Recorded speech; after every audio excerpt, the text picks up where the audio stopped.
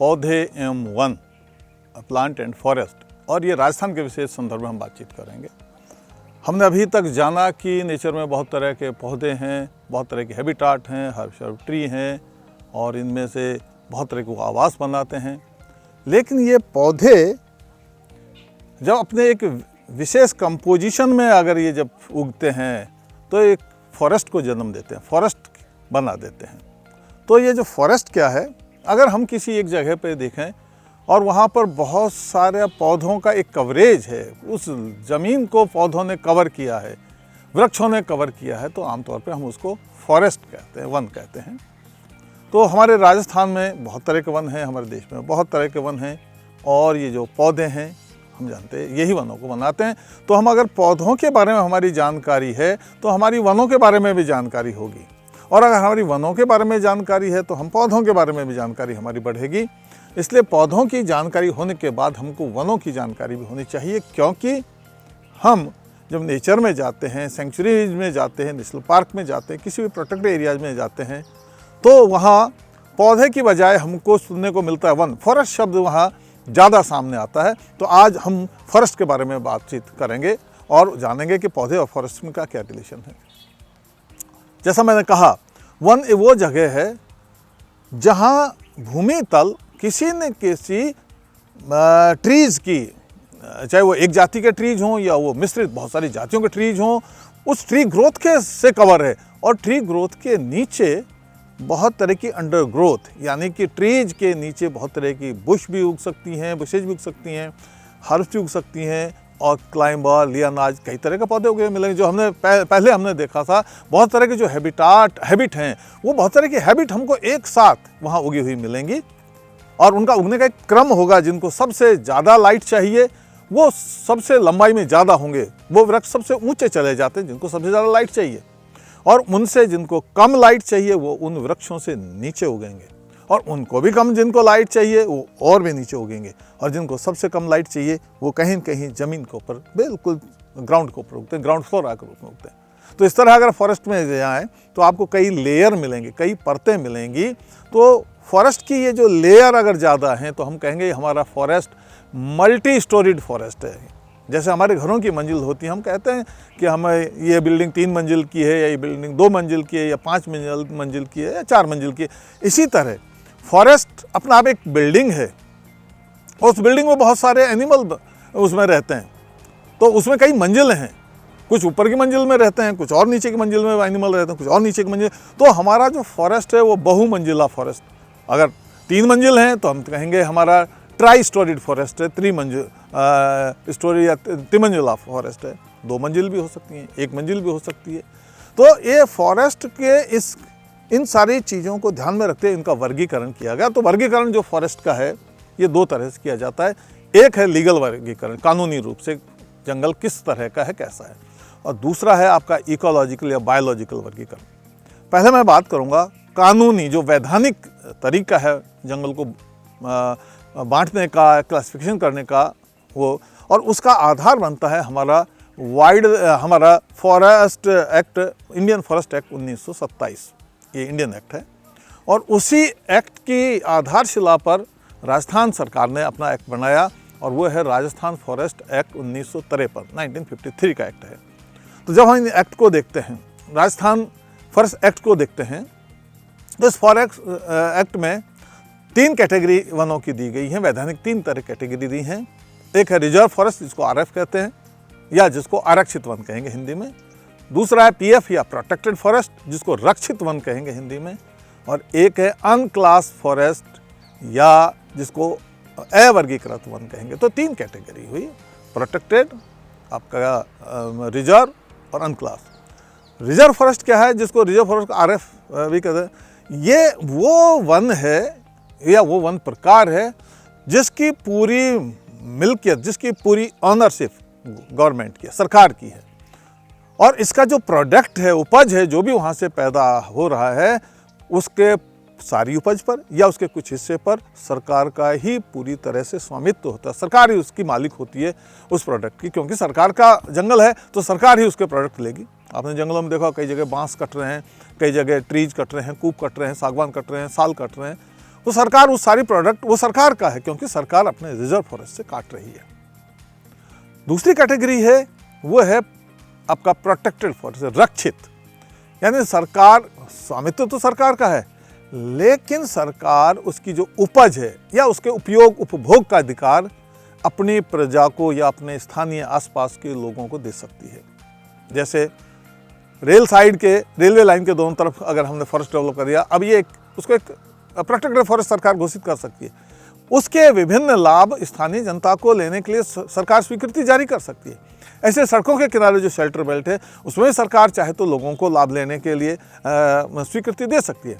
इसी तरह कई बार जो जंगल हैं, जो परंपरागत जंगल हैं, उनमें भी प्रोटेक्टेड फॉरेस्ट होते हैं, और उन प्रोटेक्टेड फॉरेस्ट में स्थानीय जनता को बहुत सारे राइट, यानी कि बहुत सारे अधिकार और बहुत सारे प्रिविलेज, कुछ छूट भी सरकार दे देती है। जैसे चराई की छूट दे सकती है, घास लाने की छूट दे सकती है, सूखी लकड़ी, जलाऊ लकड़ी लाने की छूट दे सकती है, लघु वन उपज आपका जैसे कोई वाइल्ड फ्रूट है, आम, जामुन, रतनजोत वगैरह, महुआ के फूल, महुआ के फल, या ऐसी कोई भी चीज़, सफ़ेद मूसली, औषधीय पौधे, शहद वगैरह, गोंद, ऐसी कुछ छूट सरकार दे सकती है, और उन नियमों के तहत उन छूटों को जनता उसका लाभ उठाती है। एक तीसरा कैटेगरी और है कानून में, अब वो है अनक्लास फॉरेस्ट, अवर्गीकृत वन। कई बार सरकार के वनों का कुछ हिस्सा, कुछ भूमि किसी पर्पज के लिए सरकार को दूसरे विभागों को देनी पड़ती है, जैसे नहर बनाने के लिए, बांध बनाने के लिए, सड़क बनाने के लिए। तो जितनी ज़मीन कम हुई है उसके एवज में कई बार हमको वो ज़मीन, उतना हिस्सा वन विभाग को फिर मिल जाता है। तो ये जो नई ज़मीन मिली है, इसके बारे में अभी निर्णय नहीं हुआ कि इसको क्या बनाया जाए, इसको प्रोटेक्टेड फॉरेस्ट बनाया जाए या इसको रिजर्व फॉरेस्ट बनाया जाए। अभी ये इंतजार कर रहा है, प्रोसेस इसका जारी है। तो जिन वनों का अभी ये निर्धारण नहीं हुआ है कि इसको दो में से कौन सी कैटेगरी में इसको रखा जाएगा, प्रोटेक्टेड में या रिजर्व में, आरक्षित में या रक्षित में, और अभी उसका वर्गीकरण बाकी है। तो ऐसा जिन वनों का वर्गीकरण बाकी है उनको हम अवर्गीकृत कहेंगे, यानी क्लासिफिकेशन अभी हुआ ही नहीं है, तो इनको यूसी या अनक्लास फॉरेस्ट, यूसी फॉरेस्ट भी कहते हैं। तो ये तो हमारा हुआ लीगल फॉरेस्ट का वर्गीकरण। दूसरा हमारा वर्गीकरण है जंगलों का, वो है बायोलॉजिकल इकोलॉजिकल। तो इंडिया के जो जंगल हैं, इनको जो वर्गीकरण किया है वो दो बहुत बड़े वैज्ञानिक हुए हैं।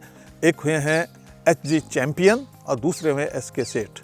इन दोनों के जो वर्गीकरण है, इनको कहते हैं चैंपियन और सेठ का वर्गीकरण। इन्होंने पूरे देश के वनों को 16 मेजर कैटेगरी में, 16 मेजर कैटेगरी में इन्होंने बांटा है, और उन 16 को करीबन 200 के करीबन उप किस्में जो हैं, सब कैटेगरीज या सब कैटेगरीज में उनको बांटा है। तो अगर हम चैंपियन और सेठ के क्लासिफिकेशन को देखें तो राजस्थान में उन 16 में से 3 तरह के फॉरेस्ट मिलते हैं। कैटेगरी नंबर 5 का जो फॉरेस्ट है, जिसको ड्राई डेसिडियस फॉरेस्ट कहते हैं, यानी कि आपका उष्ण पतझड़ी वन, क्योंकि हम ट्रॉपिक्स में हैं, हमारा राजस्थान ट्रॉपिक्स में है, सूखी कंडीशन है, रेनफॉल कम है, इसलिए हमारे यहाँ जो फॉरेस्ट वो पतझड़ी फॉरेस्ट है। जो वृक्ष मिलते हैं ज़्यादातर जब पानी की कमी होती है वर्षा के बाद, अपने पत्तों को डाल देते हैं, पीला करके डाल देते हैं। तो ऐसे हम ट्रीज़ को डेसिडुअस ट्रीज़ कहते हैं, पतझड़ी वृक्ष कहते हैं। तो हमारे बहुत बड़े हिस्से में ऐसे फॉरेस्ट हैं जिनको कैटेगरी नंबर चैंपियन और सेठ ने जो फॉरेस्ट का क्लास है वो क्लास नंबर 5 शुष्क पतझड़ी वन है, वो है। तो ये अगर आप देखें पूरी अरावली में चले जाएं, दक्षिण अरावली से आप उत्तर अरावली तक पूरी अरावली में चले जाएं, अरावली के पूर्व दिशा में जहाँ विंध्याचल वहाँ जाएं, थोड़ा सा मालवा भी राजस्थान में आया है। तो अरावली और अरावली के पूर्व दिशा में आप झालावाड़ तक चले जाइए, तो और दक्षिण अरावली से, यानी कि अगर आप उदयपुर से शुरू होते हो, उदयपुर, चित्तौड़गढ़, प्रतापगढ़, बांसवाड़ा, डूंगरपुर, यहाँ से होते हुए कोटा, बूंदी, झालावाड़, पूरा हड़ौती एरिया, और फिर और आगे हम चले जाएं अलवर, भरतपुर, धौलपुर, ये जो पूरा जो जयपुर के भी कुछ हिस्से आ जाते हैं, दौसा के भी कुछ हिस्से, इनके जो जंगल हैं इनमें मुख्य रूप से पतझड़ी जंगल हैं जो पत्तियों को डाल देते हैं वर्षा के बाद में। अब इन जंगलों में अगर आप जाएं तो बहुत सारे पतझड़ी वृक्ष मिलेंगे आपको। आपका धौक सबसे महत्वपूर्ण पतझड़ी जो हमारी प्रजाति है, एनागैसिस पेंडुला। आप देखिए वर्षा में बिल्कुल हरा भरा होता है, लेकिन वर्षा जाने के बाद में जैसे सर्दी स्टार्ट होती है, पत्तियां पहले लाल होती हैं और गर्मी के आते आते पूरी पत्तियां इसकी झड़ जाती है। तो ये मुख्य रूप से पतझड़ी जंगल का ये वृक्ष है। और पतझड़ी जो हमारा जो जंगल है, इनमें भी कई तरह के और उप फॉरेस्ट पाए जाते हैं। धौक फॉरेस्ट मिलेगा, पलाश फॉरेस्ट मिलेगा, बेलपत्र फॉरेस्ट मिलेगा, बांस के शुष्क बांस के फॉरेस्ट मिलेंगे। इसी तरह खजूर वन भी, जहाँ खजूर के झुरमुट बने हैं, कई जगह लो लाइंग एरियाज में जहाँ पानी ज़्यादा है, नमी ज़्यादा है, तो खजूर वन बने हैं।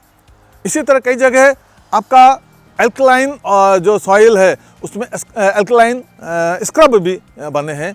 ये भी एक तरह का हमारा जो पतझड़ी जंगलों का ही एक हिस्सा इसको माना गया है। बबूल फॉरेस्ट भी पतझड़ी जंगल का एक हिस्सा। तो ये सब तरह के फॉरेस्ट जो हैं ये हमारे बने हैं अपना पतझड़ी जंगलों में। तो पतझड़ी से दूसरी जो फिर कैटेगरी है वो है कांटेदार जंगलों की, जो कि चैंपियन और सेठ के 16 में से जिसका क्रमांक नंबर है 6। 5 में पतझड़ी जंगल, क्रमांक नंबर 6 में आएंगे thorny forest, dry thorny forest, यानी कि शुष्क कांटेदार वन। जहां वर्षा थोड़ी कम है, मिट्टी थोड़ी कॉम्पैक्ट है, गर्मी थोड़ी ज़्यादा है, वहां पतझड़ी जंगल पैदा नहीं हो पाते। वहां उनसे थोड़ा इन्फीरियर तरह के पौधे जिनमें कांटे ज़्यादा होते हैं, कांटे वाली जातियाँ ज़्यादा डोमिनेट करती हैं, वो जंगल पैदा होते हैं और उनको हम कांटेदार जंगल कहते हैं। ये जो कांटेदार जंगल हैं, अरावली के पश्चिम दिशा में अगर हम चले जाएं, हमारा मारवाड़ का जो क्षेत्र है, रेगिस्तानी क्षेत्र है, आप चूरू, नागौर, झुंझुनू, सीकर, पाली, सिरोही और आगे बाड़मेर, जैसलमेर, बीकानेर, जोधपुर तक चले जाएं, जहां वर्षामान कम है, धूप अधिक है, इन कंडीशंस में जो हमारे पेड़ हैं वो छोटे साइज के छोटे होते हैं, कांटे ज़्यादा होते हैं, पत्तियां भी पिन्नेटली कंपाउंड होती हैं, ऐसे पौधे ज़्यादा उगते हैं। इनमें आप देखिए, आपको कुमठा खूब जगह मिलेगा, थूर जगह जगह मिलेगा, बेर का काफ़ी जगह मिलेगा, हिंगोट इन एरियाज में मिलेगा। तो ये, और बेर की भी कई जातियाँ मिलेंगी, फिर सेवन घास मिलेगी आपको, धामन घास मिलेगी। ये कंपोजिशन वाले फॉरेस्ट हमारे होते हैं जो कम वर्षा वाले जंगलों में होते हैं। और ये सिर्फ रेगिस्तानी क्षेत्र में ही ये फॉरेस्ट नहीं मिलता है, कई जगह ये अरावली और अरावली के पूर्व दिशा में भी कहीं कहीं ये फॉरेस्ट उधर भी मिल जाता है, जहाँ रन ऑफ जाता है, पानी जल्दी से निकल जाता है। और पानी तो बरसता है, लेकिन बहने की वजह से और कई और कारणों से एरिया सूखा रह जाता है, तो वहाँ भी ये कांटेदार जंगल इस एरिया में भी हो जाते हैं। तो ये जो कांटेदार जंगल बने थॉर्नी फॉरेस्ट, इनमें भी कई उप प्रकार मिलेंगे। कई जगह कुमठा ही ज़्यादा मिलेगा डोमिनेंट, तो हम उनको कुमठा वन कहेंगे। कई जगह बेर डोमिनेंट है तो जिजिपस फॉरेस्ट कहेंगे। कई जगह थूर के आपको स्क्रब मिलेंगे तो हम उसको थूर या यूफोरिया स्क्रब कहेंगे। कई जगह पीलू मिलेगा। पीलू दो तरह का, खारा पीलू और मीठा पीलू, सेल्वेडोरा ओलियोइडिज और सेल्वेडोरा पर्सिका। ये सदाबहार वृक्ष है, बड़ी पत्तियाँ मोटी होती हैं और काफ़ी खारी और नमकीन जगह पे ये उगता है।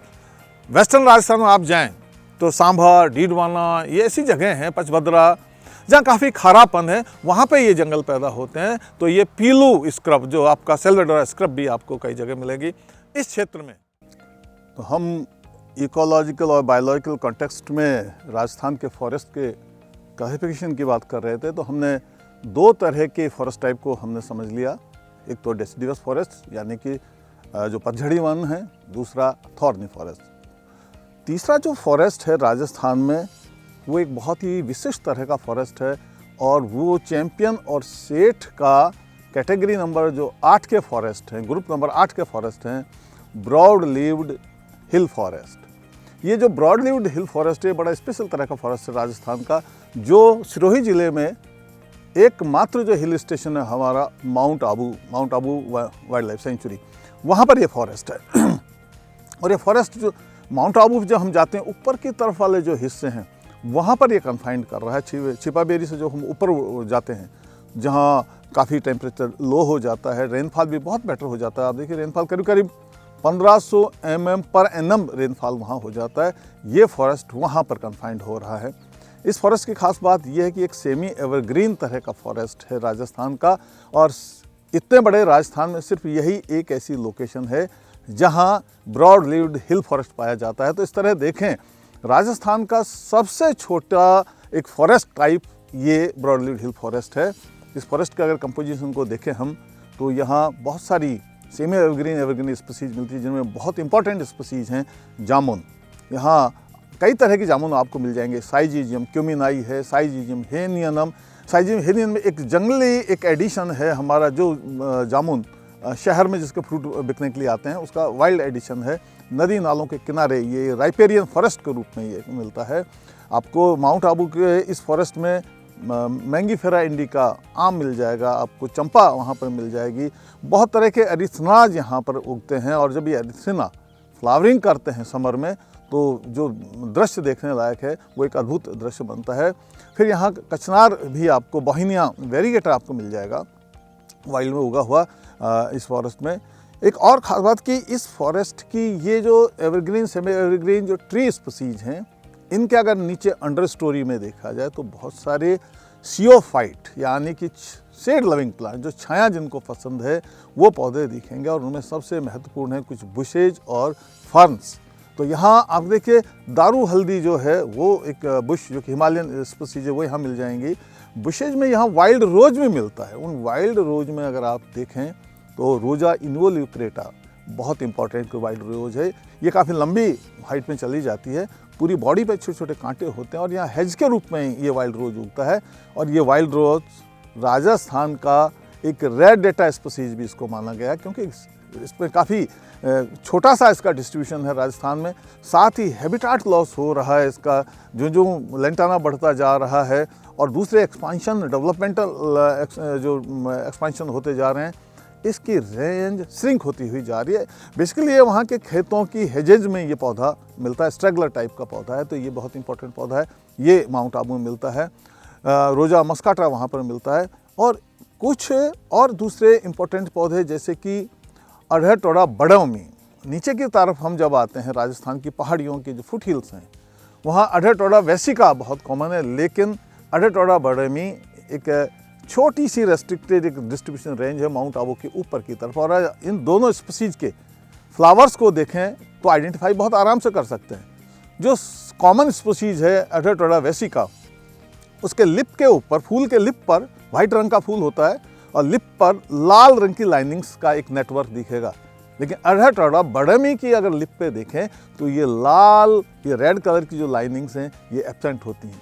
तो फ्लावर की लिप्स को देखकर हम आइडेंटिफाई कर सकते हैं कि ये कौन सा है। तो ये अढ़टोड़ा बड़ौमी हमें ऊपर की तरफ माउंट आबू में मिलता है। इसके अलावा बहुत सारी एंडेमिक स्पीसीज भी माउंट आबू में आई हैं।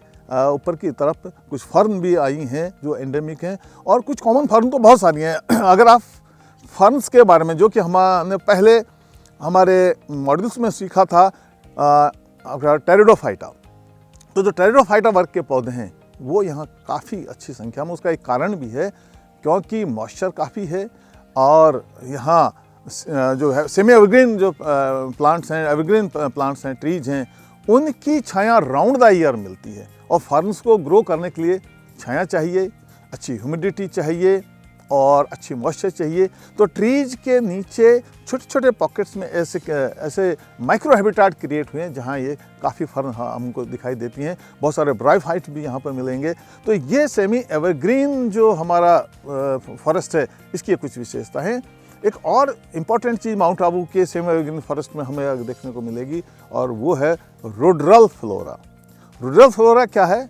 जो मैन मेड स्ट्रक्चर्स हैं, जैसे कोई कंस्ट्रक्शन है, दीवार है, आपका ब्रिज है, रिटेनिंग वाल है, या कोई भी कंस्ट्रक्शन ऐसा है, या कोई फैक्ट्री कैंपस है, या रोड साइड्स हैं, ये जो आदमी के द्वारा बनाए गए जो हैबिटाट हैं, इनके ऊपर मिलने वाले पौधों को हम रुडरल फ्लोरा कहते हैं।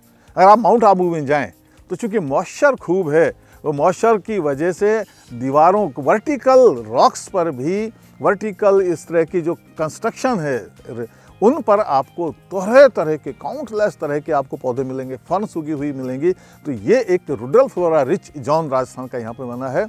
माउंट आबू का जो सेमी एवरग्रीन फॉरेस्ट बना है, इसमें बहुत तरह के ऑर्किड्स आपको देखने को मिलेंगे। ऑर्किड की दो जो रूप हैं, एक एपिफिटिक ऑर्किड जो दूसरे वृक्षों पे मिलते हैं और एक टेरेस्ट्रियल ऑर्किड जो ज़मीन पे मिलते हैं, वो इस जोन में आपको काफ़ी माउंट आबू में काफ़ी देखने को मिल जाएंगे। यहाँ कभी कभी लिथोफिटिक ऑर्किड भी, यानी कि रॉक्स पे भी उग जाते हैं ऑर्किड। उसका कारण है कि मॉइस्चर काफ़ी है और ये ऑर्किड जब समर में फ्लावरिंग करते हैं, समर के एंड में, और जब रेन आ रही होती है, ऑनसेट होता है जब मानसून का, उस समय फ्लावरिंग करते हैं, तो ये देखने लायक ऑर्किड का एक यहाँ बनता है। तो इस तरह से हमारा ये जो फॉरेस्ट है बड़ी स्पेशल तरह का है। लेकिन अभी धीरे धीरे जो लैंटाना का प्रसार हुआ है इस फॉरेस्ट में, उसकी वजह से इस फॉरेस्ट को काफ़ी डैमेज हुआ है। तो ये फॉरेस्ट का मैंने जो इकोलॉजिकल डिस्ट्रीब्यूशन का और इकोलॉजिकल डिवीज़न बताया, 3 तरह के फॉरेस्ट है, हमें याद रखने चाहिए। सबसे इम्पॉर्टेंट जो फॉरेस्ट है माउंट आबू को छोड़ दिया जाए तो डेसिडियस फॉरेस्ट और थॉर्नी फॉरेस्ट हैं, और माउंट आबू का हमारा जो तीसरा सबसे छोटा फॉरेस्ट है, सेमी एवरग्रीन तरह का फॉरेस्ट है राजस्थान का। Thank you.